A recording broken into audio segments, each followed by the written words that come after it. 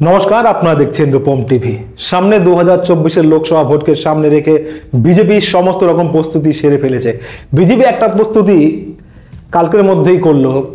দিল্লিতে JP Nadda BJP দলের সমস্ত বড় নেতাদের নিয়ে একটা মিটিং করলো। সেই মিটিংয়ে একটা বড় সিদ্ধান্ত হয়েছে। সেই সিদ্ধান্ত 2024-এর লোকসভার জন্য বিশেষ গুরুত্বপূর্ণ।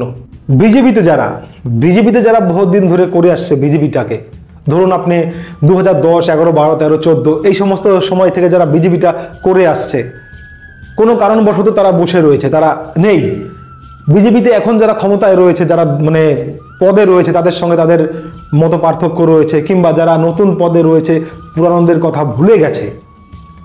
একটা বিশেষ বর্গ, মোটামুটি 10 থেকে 15% ভোট বিজেপির, সেটা কিন্তু বসে রয়েছে। বিশাল ব্যাপার।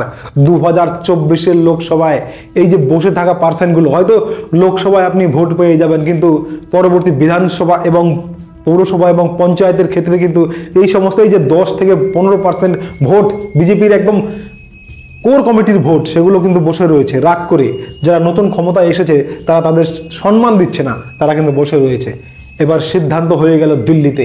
জেপি নাড্ডা পরিষ্কার জানিয়ে দিয়েছেন, যারা বসে রয়েছে, যারা বিজেপি করতো মনে প্রাণে, তাদেরকে আনতে হবে, বুঝিয়ে সুঝিয়ে তাদের আনতেই হবে। সিদ্ধান্ত হয়ে গেল দিল্লিতে। আর একটা নতুন সিদ্ধান্ত হয়েছে। 2021-এ আমরা কি দেখলাম? একের পর এক তৃণমূল নেতাকে দলে ঢোকানো হয়েছিল। একদম বাঁধ ভাঙলে যেমন জল হুড়মুড়িয়ে আসে, সেভাবে নেওয়া হয়েছিল। কোনো বিচার ব্যবস্থা নেই, কে কোথায় কি খেলো না খেলো, শুধু দলে আনো আর জিততেই হবে 21-এ। কিন্তু ফলাফল কি হলো? ফলাফলে বিজেপি হারলো, তৃণমূল কংগ্রেস জিতে গেল। কেন জিতলো? সাধারণ মানুষ এটা বুঝেছিল যে চোর চারটা ছেঁচড়া ওইদিকে খাচ্ছে, তাদের কেন আবার বিজেপি নিল? এটা একটা ভালো মতো নেয়নি, কিন্তু বিজেপি জনসাধারণ ভালো মতো নেয়নি, যার জন্য হারতে হয়েছে। দল কিন্তু ভাঙবেই ভাই, দলে কিন্তু লোক আসবেই। বিজেপি থেকে সিপিএম থেকে কংগ্রেস থেকে তৃণমূল হবে এগুলা।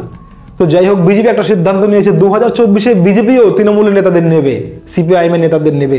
কিন্তু একটা সমস্যা হয়েছে, একটা সিদ্ধান্ত হয়েছে। তা হলো একটা কমিটি বানানো হয়েছে পশ্চিমবাংলায়, সব রাজ্যের জন্য আলাদা আলাদা করে এবং পশ্চিমবাংলার জন্য আলাদা করে, সঙ্গে কেন্দ্রীয় নেতৃত্ব থাকবে।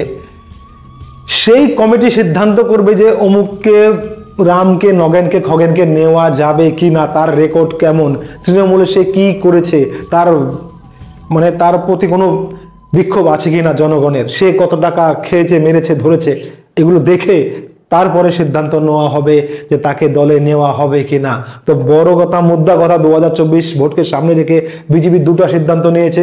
পুরনো যারা কর্মী যারা বসে রয়েছে বা বসানো হয়েছে, তাদের আনতে হবে তুলে, এবং তৃণমূল থেকে যাদের আনা হবে তাদেরকে, তাদের বায়োডাটা দেখে, তাদের কুণ্ডলী দেখে যে তারা আসলে ভালো লোক কিনা, তাদের দেখে নিতে হবে। তার তৃণমূলের লোকদের, নেতাদের নেবে, কিন্তু ভালো বেছে বেছে নেবে বিজেপি, কারণ দল ভাঙাভাঙি হবেই। তো যাই হোক, এই সিদ্ধান্ত হয়েছে 2024-এর ভোটকে সামনে রেখে। তো এতে আপনারা কি মত?